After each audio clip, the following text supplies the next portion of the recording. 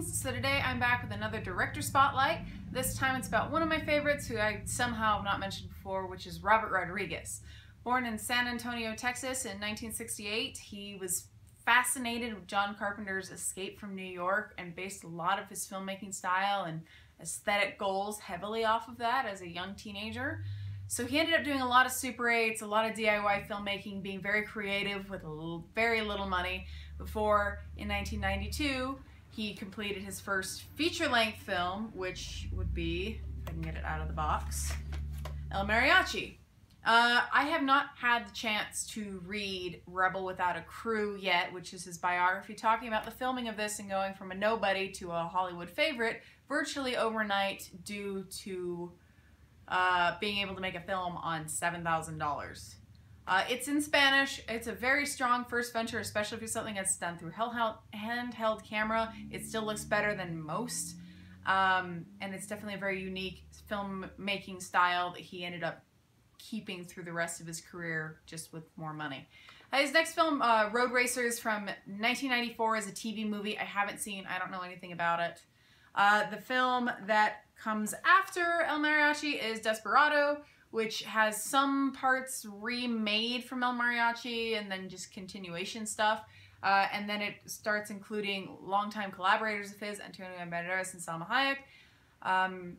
This was a really fun, action-y film, and has significantly more English in it, a little easier to follow along for the American audience.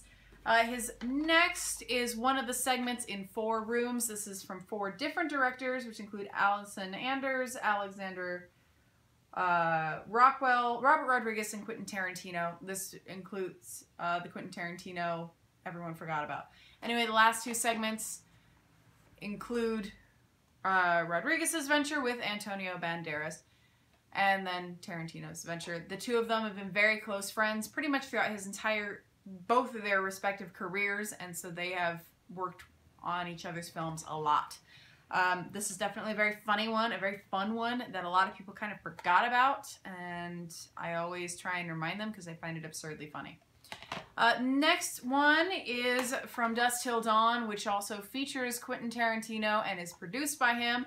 This is one of my favorite vampire movies. It's very slapstick, very violent, very weird, and again features Salma Hayek. It also features George Clooney and Harvey Keitel. This is a very fun one in which some bank robbers end up hijacking a family and ended up boarding up in this bar in Mexico. As it turns out, that's filled with vampires. So it's a crazy ride, and I haven't had the opportunity to see either of the sequels or the TV show, which Rodriguez also directed and produced some of. So I just have seen the first one dozens of times. From there includes a very fun venture in the kind of like hip meta style horror, which includes aliens. This is definitely a more interesting idea on alien takeovers, which the closest I can think of thematically is Slither from James Gunn in 2005 or something. But this is definitely a very strange one. It's darkly funny, you know, features some horror heavyweights like Elijah Wood, who also was featured in several other Rodriguez films, and Josh Hutcherson. This is definitely an entertaining one I try and get more people to see as well. And then the first movie of his I ever saw, and this is the same copy I have had since its release, which is Spy Kids. So I really, really loved these films as a kid. I saw the first 3. So he ended up directing all 4 of them. I haven't seen the 4th, but I did see all of the first 3 and liked the first 2. The 3rd one with the 3D was exhausting for me. I don't remember it all that well. So Spy Kids was definitely an integral part of my childhood. It's strangely funny, and it was a kind of adventure for him to make a movie that his kids could watch. It also features some of his longtime regulars, such as Danny Trejo and Cheech Marin, in addition to Antonio Banderas. And it's very entertaining, even still, as an adult.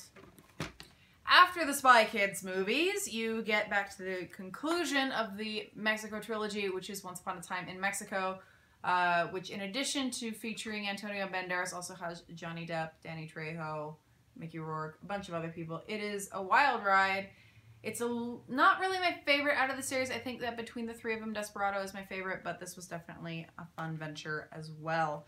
After Once Upon a Time in Mexico in 2005, you have The Adventures of Sharkboy and Lavagirl 3D. I don't remember this movie that well. I haven't seen it since it was released, but there were a lot of really weird things about it, like having George Lopez as the villain was very odd and suited him very, very well.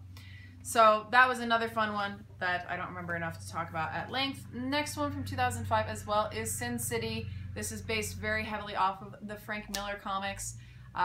It is stylistically awesome, very interesting neo-noir. There's some things in it that are like campy, ridiculous. I want to be mad about the rampant sexism, but since it's tonally with the film, I kind of dial it back. Definitely a fun one. I get a big kick out of it. Next one, Tarantino. Also, they did the Grindhouse films and the 2 title features, the first of which was Planet Terror, is directed by Rodriguez. It has all of that Grindhouse goodness, very heavily influenced by early 70s exploitation films with the scratchy film and missing reels and all that fun stuff. It's very violent, kind of gross, and very entertaining. And besides, Rose McGowan has a machine gun leg. That's just awesome. After that is Shorts from 2009. I didn't even hear about this movie. I know nothing about it. From my understanding, it's not that good. I haven't ever looked into it. I don't care. Next, from 2010 is Machete with Danny Trejo in the title role. This is based off of one of the fake trailers from the Grindhouse movies. It's definitely ridiculous and weird and over the top in every respect, and certainly worth watching at least once, even if it isn't for everybody. After that, Spy Kids 4 from 2011. I didn't bother seeing it. I was kind of tapped out of the Spy Kids thing by that point, so I don't really know enough about it. After that is Machete Kills from 2013, which I haven't had the chance to see. From my understanding, there's so many cameos in it, it gets to the point of being almost a nuisance because it drags it down because no one's in it long enough for it to be entertaining. I don't care. From 2014, there's Sin City 2, A Dame to Kill For, which I saw in the theater and haven't seen since because it is just in many ways nowhere near as much fun as the first one, and the plot is even thinner. Visually, it's still cool. It still has that very cool style, but it's just not as interesting for me. One of the main reasons why I really like Rodriguez's films is, one, very good music, and there's a very strange sense of humor to it that I greatly appreciate. Two, he does all of the editing himself in his garage, which is his studio that is, I believe, across the street or within the same block of his house. So he's so used to doing everything by himself that he did Sin City almost entirely on green screen on his own lot. His company is Troublemaker Studios.